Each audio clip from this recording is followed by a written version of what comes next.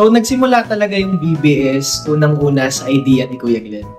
Sabi sa akin ni Kuya Glenn one time nung nasa council meeting kami, kinamusta niya ako kung ano nga daw yung bala ko as a president sa BBS. Kasi yung usual na BBS natin, di ba? 5 days sa church, ganyan. So, sabi niya sa akin, uy Hans, what if, maglabas naman tayo sa BBS natin. So, ako, as a president, na-challenge ako. Sabi ko, oo nga, no. What if labas naman tayo sa BBS natin? Hindi natin gagawin yung usual na 5 days na nasa church tayo. Lumabas naman tayo. So, doon nag-start kung bakit nagkaroon ng outreach ang BBS sa Progressive. So, ayun, hanggang sa na plano namin siya, na suggest namin siya sa council na ganito yung magiging plano namin, na lalabas kami.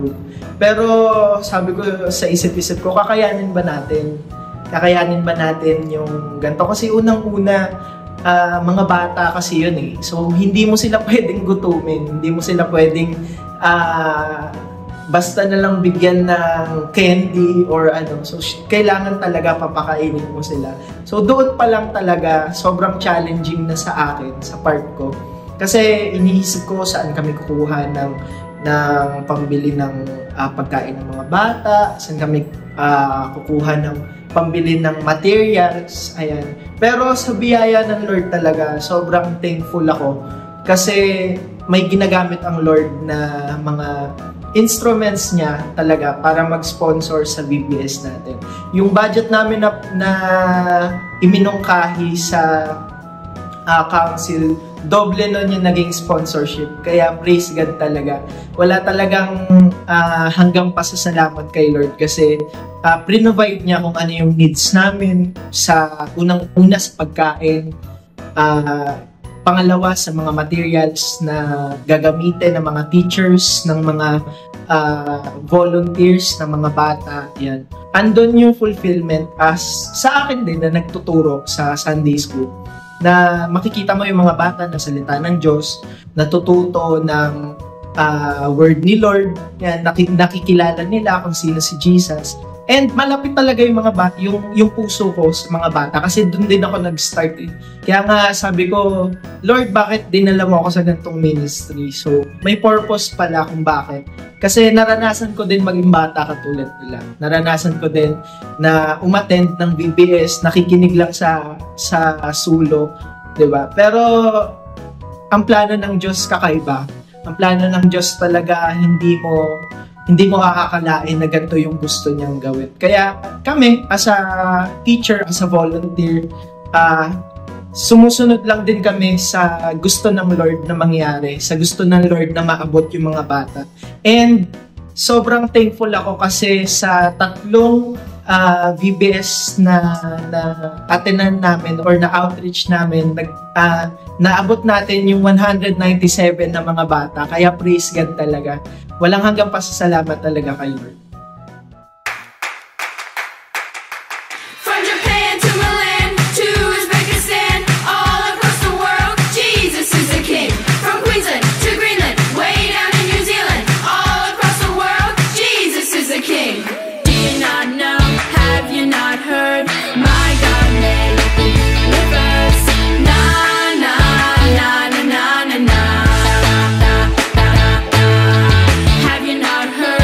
Do you not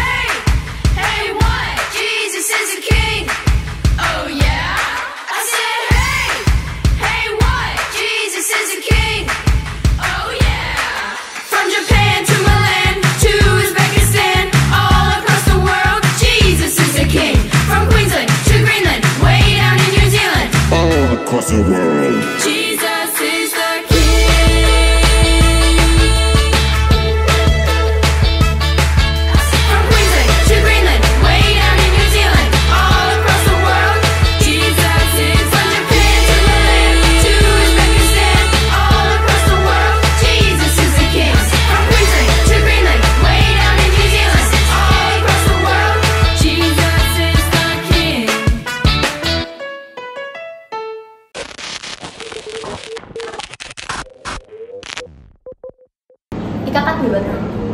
Oo. Kakati, di ba? Wala na mo isip eh. Wala.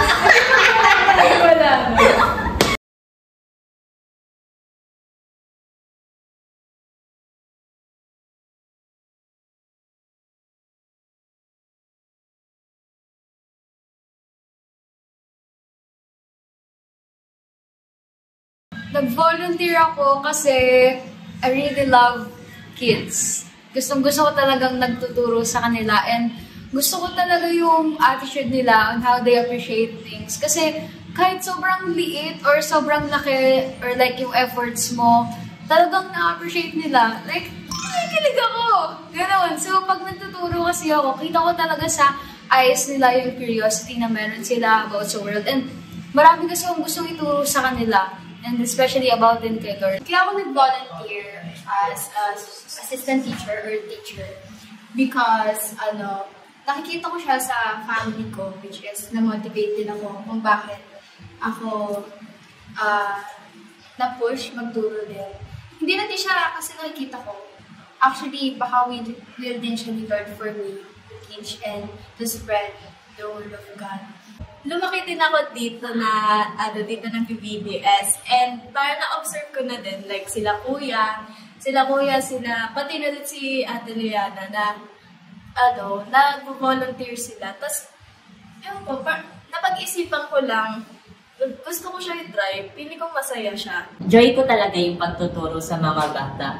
And ever since naman na naging Sunday School teacher din ako from Santa Rosa, sa Southville, talagang nag-volunteer na ako sa VBS. And dito rin naman, nung dinala ako ng Lord dito sa Progressive, talagang ginagamit na ako ng Lord din sa pagtuturo ng mga bata.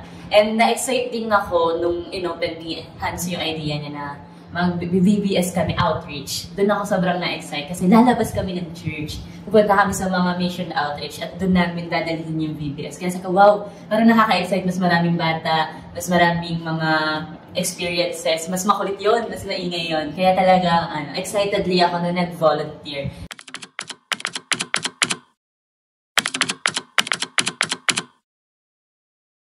Actually, itong experience ko sa VBS na to, hindi lang siya basta-basta vacation Bible school. Yung na-experience ko sa whole VBS is, naging eye-opener siya for me, and I think for all of us. Kasi kitang-kita mo yung sistema ng education na meron tayo sa Pilipinas, na yung sa experience mo din sa poblasyon na around 13 or 11 or 12 na si Kuya is hindi pa siya marunong magbasa or magsulat. So, ayun, kita ko din yung struggles na meron yung mga bawat bata. Pero despite that, yung smile nila, very fulfilling talaga siya sa pakiramdam. Isa din sa na-realize ko, like, as a first-time assistant teacher, syempre, is yung gano'ng kahirap and gano'ng katagal yung preparation nila para lang dun sa 3 days na yon in 3 weeks na BBS. Kasi, di ba, since tatlo yung 3 times nag-BBS, so 3 times more yung effort ng mga teachers. Sobrang, nakakataba ng puso. Kasi, yung pagpunta natin sa iba't ibang lugar, katulad ng sa Taglalay, yung first day pa lang, nakita ko grabe, sobrang daming batang kailangang turuan.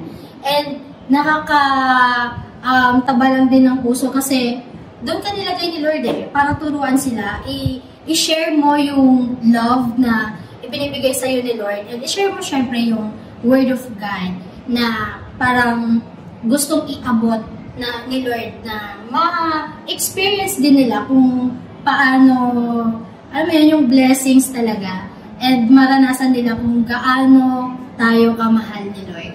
Provide niya lahat ng needs namin from mga bata, sa mga volunteers, sa mga sponsorships. Talagang grabe, amazing si Lord mag-provide.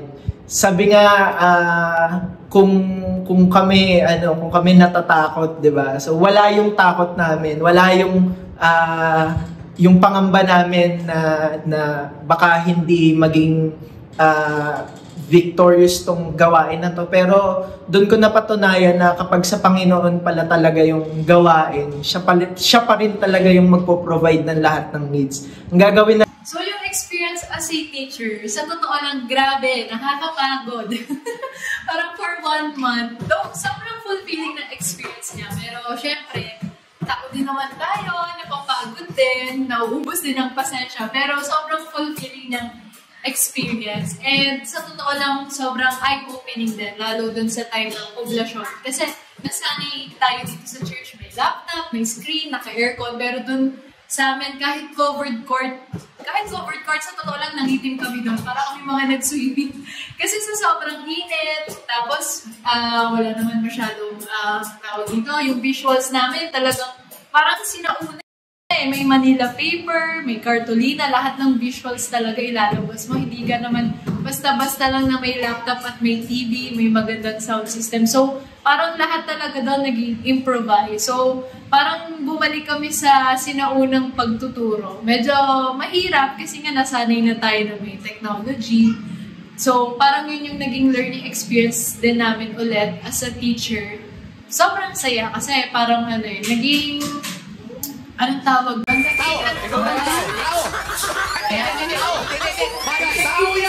Creative tayo na. Mas naging creative ang mga teachers paano maging engaging visuals. Kasi syempre naman alam natin ang attention span ng bata, may sila. So dapat mas maging creative ka. Nag-volunteer ako sa VBS, una sa lahat, kasi joy ko talaga yung pagtuturo sa mga bata. And ever since naman na naging Sunday school teacher din ako from Santa Rosa, sa Southville, talagang nag-volunteer na ako sa VBS. And dito rin naman, nung dinala ako ng Lord dito sa Progressive, talagang ginagamit na ako ng Lord sa pagtuturo ng mga bata. And na-excite din ako nung inopen ni Hans yung idea niya na mag-VBS kami, outreach. Doon ako sobrang na-excite kasi lalabas kami ng church. Pupunta kami sa mga mission outreach at doon namin dadalhin yung VBS. Kaya sa wow, parang nakaka-excite, mas maraming bata, mas maraming mga experiences, mas makulit yon, mas maingay yon. Kaya talagang excitedly ako na nag-volunteer at na magtuturo ako kahit sa lahat ng mission ko kinakailangan. Basta maging part lang ako ng VBS at makapagturo sa mga kiddos.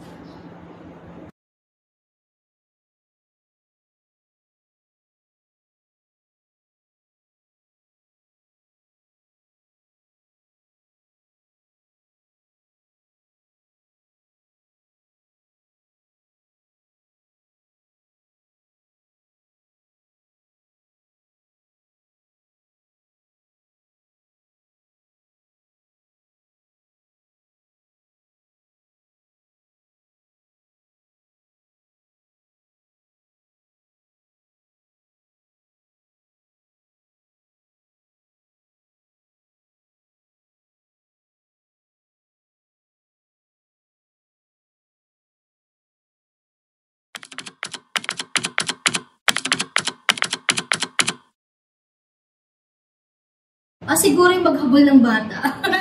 Actually, as a teacher, kailangan mo yun yung full force ka talaga. Grabe talagang yung energy mo. Kailangan yung battery mo full charge.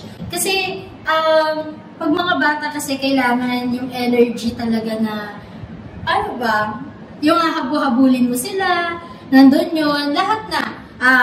Ate, para ang nanay, kasi yung lahat ng needs nila, kailangan mong ibigay. And sobrang nakakatawa naman kasi meron ako isang bata, hinabol ko talaga siya. So, akala niya nakikipaglaro ka sa kanya. Kaya ang ending, hinabol-habol ko. Pero nung naisip ko lang din, pinaglalaruan lang ako nito. So, itinigil ko. So, nung napansin niya, itinigil ko na yung paglalaro sa kanya. Parang bumalik na siya sa upuan niya. Kumbaga parang tinest ka lang niya kung kakabulin ba ako nito or anong gagawin nito. Pero nakaka-enjoy yung mga ganung bata kasi hindi talaga hindi mawawala yun. Yung meron makulit, may pasaway. Pero at the end of the day, nakikinig naman sila at natututo sila mula sa'yo. Yung unforgettable experience ko din is dito din sa Progressive. Actually, noon na kinakabahan ako kasi baka hindi sila magkasundo-sundo. Kasi, syempre, iba-ibang tao, iba-ibang bata, di naman natin tipla or alam mo, galing na isa't isa. Pero, sobrang solid lang ng class ko kasi nag-click talaga kami lahat. At yun, nagkaroon kami TikTok, sumayo-sayo kami doon. Tapos, nagkaroon din kami ng GC. So, like, doon ko sila, through that GC, nare-reach out ko sila na, uy guys, see you sa Sunday school. Kaya nakita ko talaga sa mga chat nila na, hi guys, like Friday pa lang yun, hi guys, sino sa inyo pupunta sa Sunday for Sunday school. So ayun, natutuwa ko and I like it.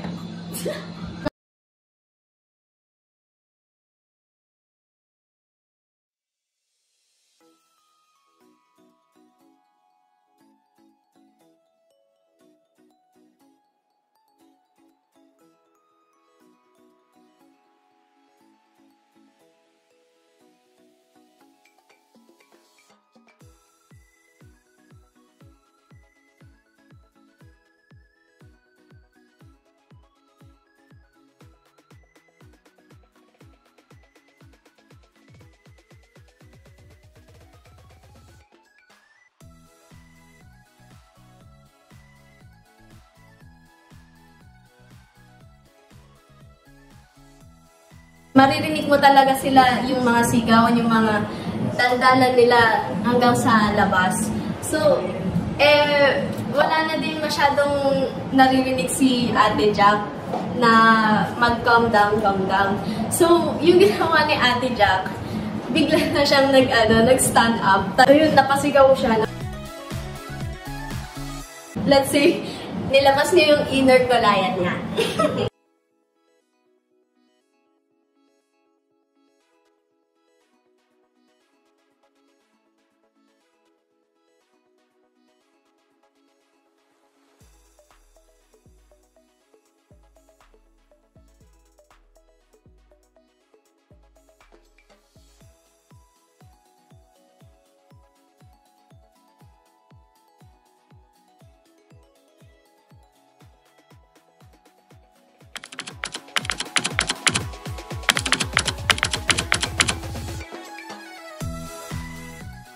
Vacation Bible School.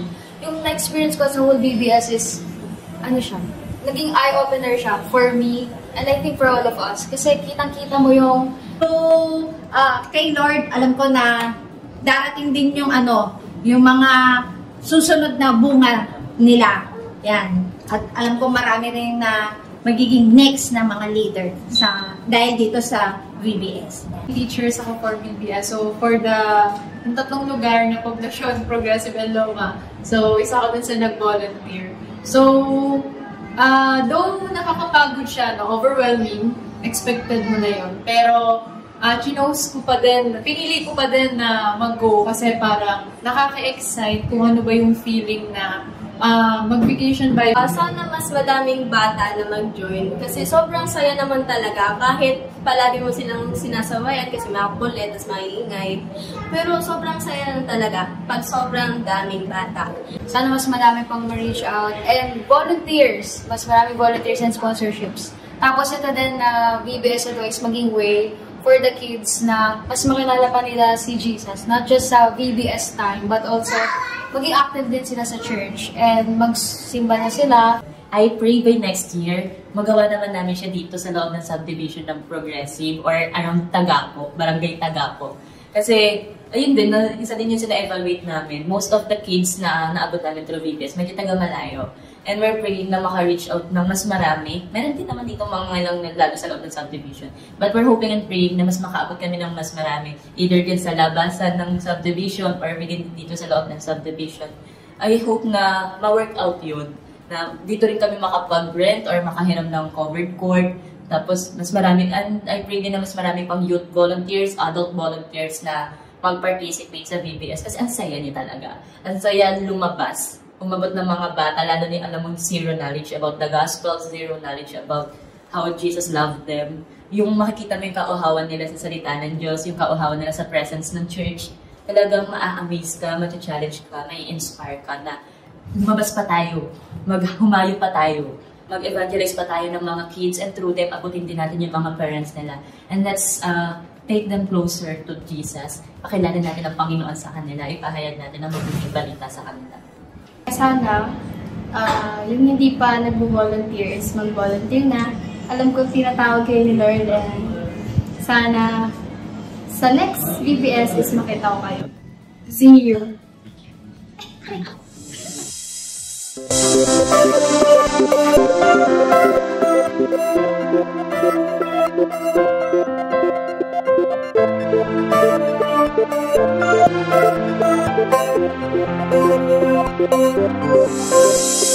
Behind the scene, we are very thankful tayo. Pagpalain niyo kayo ng buhay. Ang ganyan ang tinatangkip. Lahat po, Panginoon, ng teachers, even the volunteers and staff, na nagbigay ng oras, panahon, at buhay. Pagpalain niyo. Siyempre, hindi magiging matagumpay ang gawain ito kung hindi dahil kay Lord.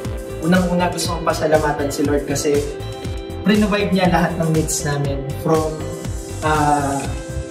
mga bata, sa mga volunteers, sa mga sponsorships. Talagang grabe, amazing si Lord mag-provide. Sabi nga, kung kami natatakot, di ba? So wala yung takot namin, wala yung yung pangamba namin na baka hindi maging victorious tong gawain na to. Pero doon ko napatunayan na kapag sa Panginoon pala talaga yung gawain, siya pa rin talaga yung magpo-provide ng lahat ng needs. Ang gagawin na lang natin ay sumunod sa Kanya. Kaya walang hanggang pasasalamat sa Kanya. Pangalawa, gusto kong pasalamatan yung mga volunteers. Ayan. Mga teachers and volunteers. Maraming salamat sa inyo, sa inyong dedikasyon sa pagtuturo sa mga bata. Hindi magiging posible ang lahat ng ito kung hindi dahil sa tulong nyo, sa inyong pagpupuyat, sa inyong mga boses. Alam ko na sa 3 weeks nating VBS, alam ko na naubos yung mga boses nyo. Lahat ng pawis talaga namang lumabas. Pero ayun yung maganda sa atin kasi nagtutulungan tayo. And as a president na atasan ng Lord, privilege ako na kayo yung kasama ko, Team Progressive. And pangatlo, gusto kong pasalamatan yung mga nag-sponsor sa ating VBS. Gusto kong pasalamatan kayo. Hindi ko man kayo may isa-isa, pero ang Diyos na po ang magbalik ng lahat ng pagpapala na inyong natanggap at ibinahagi sa Sunday School. Kaya muli, sa Diyos po ang pinakamataas na papuri.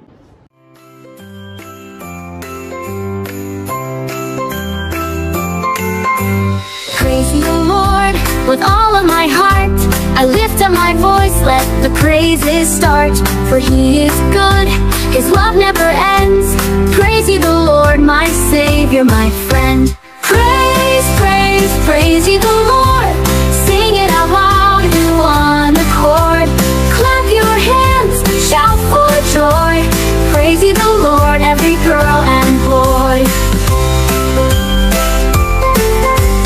Praise ye the Lord for the stars and the sun, for laughter and love, for all He has done. He gives us strength, He helps us stand. Praise ye the Lord all across the land. Praise, praise, praise ye the Lord. Sing it out loud in one accord. Clap your hands, shout for joy. Praise ye the Lord, every girl and boy. With a song in my heart and joy in my soul, I'll praise the Lord, for He makes me whole.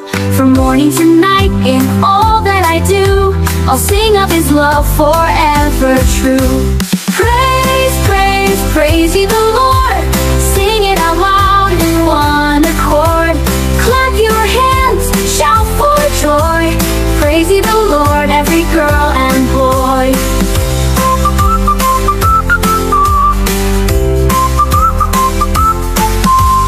Praise ye the Lord with voices so strong. We'll lift up His name, our worship song. Forever and ever our praises will soar. Praise ye the Lord forevermore.